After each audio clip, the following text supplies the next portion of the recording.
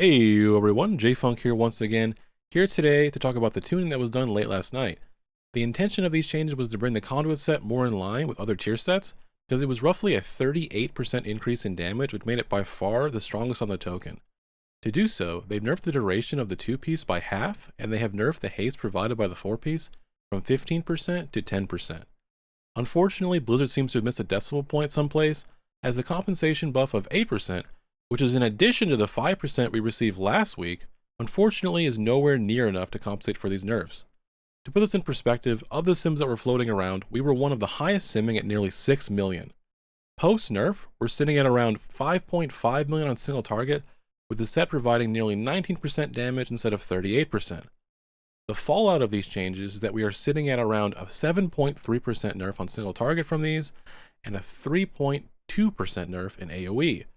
As for whether this brings Conduit more in line with Shadowpan, it mostly accomplishes that goal, with Conduit only ahead by about 4% on single target.